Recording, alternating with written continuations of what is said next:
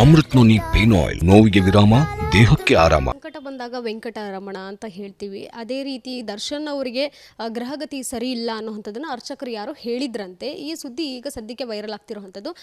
ಈ ರೀತಿ ಏನಾದರೂ ನಿಮ್ಮ ಗ್ರಹಗತಿ ಸರಿ ಇಲ್ಲ ಅಂತ ದೃಷ್ಟಿ ತೆಗೆಸಿ ಒಂದಷ್ಟು ಹೋಮಗಳನ್ನು ಮಾಡಿಸುವಂಥದ್ದು, ಈ ರೀತಿ ಎಲ್ಲ ಮಾಡಿದರೆ ದರ್ಶನ್ ಅವರು ಚೆನ್ನಾಗಿರ್ತಿದ್ರೇನೋ ಅನ್ನೋ ರೀತಿ ಸಹ ಮಾತನಾಡ್ತಿರೋವಂಥದ್ದು. ನೀವು ನಂಬ್ತೀರಾ? ದೇವ್ರನ್ನ ನಂಬ್ತೀವಿ, ಹೌದು ನಿಜ, ಆದರೆ ಎಷ್ಟರ ಮಟ್ಟಿಗೆ ನೀವು ನಂಬ್ತೀರಾ?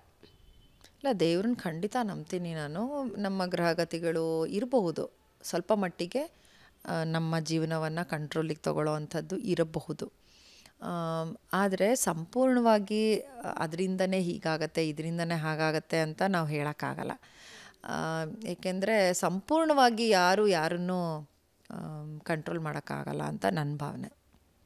ಅವರು ಹೋಮ ಮಾಡಿಸ್ಲಿಲ್ವೇನೋ, ಸರಿಯಾದ ಪೂಜೆ ಅವ್ರು ಹೇಳ್ದಂಗೆ ಮಾಡಲಿಲ್ವೇನೋ, ಹಾಗಾಗಿ ಗುರುವಾರ ಮಾಡಿಸ್ಬೇಕಿತ್ತು, ಆದರೆ ಶನಿವಾರ ಈ ರೀತಿ ಕೊಲೆ ಆಗಿದೆ ಅನ್ನೋವಂಥದ್ದು ಈಗ ಎಲ್ಲ ಓಡಾಡ್ತಿರೋವಂಥದ್ದು. ಅಂದರೆ ಕನೆಕ್ಟ್ ಆಗುತ್ತಾ ಇದು ಅನ್ನೋ ರೀತಿ ಇಲ್ಲ ಅನ್ಸುತ್ತೆ, ನನಗೇನು ಅನಿಸಲ್ಲ. ನನಗೆ ಅಷ್ಟೊಂದು ಅದು ಮೂಢನಂಬಿಕೆ ಆಗ್ಬಿಡುತ್ತೆ.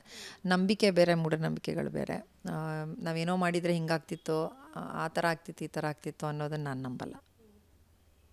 ಈಗ ಕೊನೆಯದಾಗಿ ರೇಣುಕಾ ಸ್ವಾಮಿಯವರ ಪರಿಸ್ಥಿತಿ, ಈಗ ಅವರ ಮನೆ ಪರಿಸ್ಥಿತಿ ಈಗ ಹೇಳ್ಕೊಳಕ್ಕಾಗೋದಿಲ್ಲ. ಯಾಕಂತ ಹೇಳಿದ್ರೆ ಎಷ್ಟೋ ಜನ ಈಗ ಸ್ಟಾರ್ ನಟರು ಇರ್ಬೋದು, ದುಡ್ಡು ಕೊಡಬಹುದು, ಆದರೆ ಮಗನ ವಾಪಸ್ ತಂದು ಕೊಡೋಕ್ಕಾಗೋದಿಲ್ಲ. ಈ ಕಡೆ ಕನ್ನಡ ಚಿತ್ರರಂಗದಲ್ಲಿ ಏನೇನು ಬೆಳವಣಿಗೆ ಆಗಬೇಕಾಗಿತ್ತು, ಡೆವಿಲ್ ಸಿನಿಮಾ ಬರಬೇಕಿತ್ತು ಡಿಸೆಂಬರ್ನಲ್ಲಿ, ಅದು ಕೂಡ ಸ್ಥಗಿತಗೊಂಡಿದೆ. ಕನ್ನಡ ಚಿತ್ರರಂಗದ ಮೇಲೆ ಒಂದು ರೀತಿ ದೊಡ್ಡ ಹೊಡೆತ ಬಿದ್ದಿದೆ ಅಂತ ಹೇಳ್ಬೋದು. ಯಾಕಂದರೆ ಥಿಯೇಟರ್ಗಳು ಕ್ಲೋಸ್ ಆಗ್ತಿವೆ, ಸಿಂಗಲ್ ಸ್ಕ್ರೀನ್ ಥಿಯೇಟರ್ಗಳು ಕ್ಲೋಸ್ ಆಗ್ತಿವೆ. ದೊಡ್ಡ ದೊಡ್ಡ ಸ್ಟಾರ್ ನಟರ ಸಿನಿಮಾಗಳು 2 ವರ್ಷಕ್ಕೊಮ್ಮೆ, 1 ವರ್ಷಕ್ಕೊಮ್ಮೆ ಈ ರೀತಿ ಬರ್ತಾ ಇರುವಾಗ ದರ್ಶನ್ ಅವರು 1 ವರ್ಷಕ್ಕೆ ಒಂದೊಂದು ಸಿನಿಮಾ ಆದರೂ ಕೊಡ್ತಿದ್ರು. ಈಗ ಅದು ಕೂಡ ಸ್ಟಾಪ್ ಆಗಿದೆ.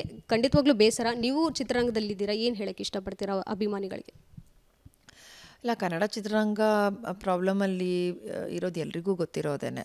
ಸಿನಿಮಾಗೆ ಜನರು ಬರ್ತಾ ಇಲ್ಲ ಅಂತಲೇ ಇರ್ಬೋದು. ಸಿನಿಮಾ ಜನ ಯಾಕೆ ಬರ್ತಾ ಇಲ್ಲ ಅಂತ ಹುಡ್ಕಕ್ಕೆ ಹೋದಾಗ ದೊಡ್ಡ ದೊಡ್ಡ ಸ್ಟಾರ್ ನಟರ ಸಿನಿಮಾಗಳನ್ನೇ ಅವರು ಬಯಸ್ತಾರೆ ನೋಡೋದಕ್ಕೆ ಅಂತ ಇರ್ಬೋದು. ಅಂತ ಇದರಲ್ಲಿ ಅದು ಒಂದು ರೀತಿಯಲ್ಲಿ ನಮ್ಮ ಅಪ್ಪು ಅವ್ರನ್ನ ನಾವು ಕಳ್ಕೊಂಡ ಸಮಯದಿಂದನೇ ಒಂದು ರೀತಿಯಾಗಿ ಕನ್ನಡ ಚಿತ್ರರಂಗಕ್ಕೆ ಒಂಥರ ಕಷ್ಟ ದಿನಗಳು ಆ ಥರ ಶುರುವಾಯಿತು ಅನ್ಬೋದು.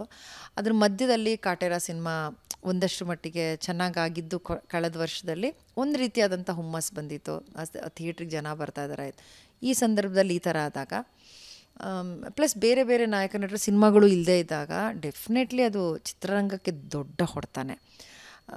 ಬಟ್ ಇವಾಗ ಇರೋ ಸಂದರ್ಭದಲ್ಲಿ ನಾವು ಪ್ರಾರ್ಥಿಸ್ಬೋದಷ್ಟೇ, ಕೇಳ್ಕೋಬೋದು ಆದಷ್ಟು ಬೇಗ ಅವರು ಎಲ್ಲ ಕಷ್ಟವನ್ನು ಮೀರಿ ಆಚೆ ಬರಲಿ, ಹೊರಗಡೆ ಬಂದು ಮತ್ತೆ ಅಭಿಮಾನಿಗಳಿಗೆ ಒಳ್ಳೊಳ್ಳೆ ಸಿನಿಮಾಗಳನ್ನ ಕೊಡಲಿ, ಇನ್ನಷ್ಟು ಒಳ್ಳೆ ಕೆಲಸಗಳಾಗಲಿ ಅಂತಲೂ ನಾವು ಬಯಸ್ತೀವಿ. ಏಕೆಂದರೆ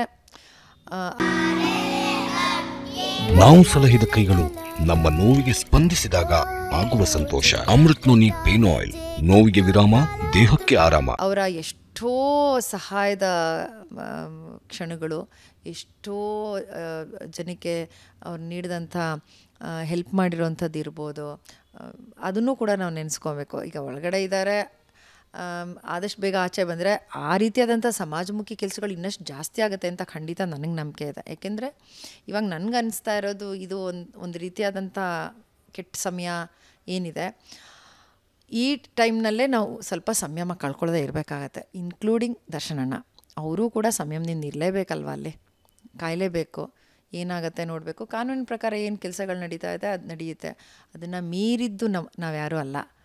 ಅಲ್ಲೇನು ನಡೆಯುತ್ತೋ ಅದು ನಡೆಯುತ್ತೆ. ಶಿಕ್ಷೆ ಆಗಬೇಕು, ಅವ್ರು ನಿಜವಾಗ್ಲೂ ಅವ್ರ ಕೆಲಸ ಅವರು ಇನ್ವಾಲ್ವ್ ಆಗಿದ್ದಾರೆ ಅಂತನೋ, ಅವ್ರು ತಪ್ಪು ಮಾಡಿದ್ದಾರೆ ಅಂತ ತಪ್ಪಿತಸ್ಥರಾದರೆ ಶಿಕ್ಷೆ ಆಗುತ್ತೆ. ತಪ್ಪಿತಸ್ಥರಲ್ಲ ಅಂತಂದರೆ ಹೊರಗಡೆ ಬಂದು ನಮ್ಮಂತೆ ನಿಮ್ಮಂತೆ ಜೀವನ ಮಾಡ್ತಾರೆ.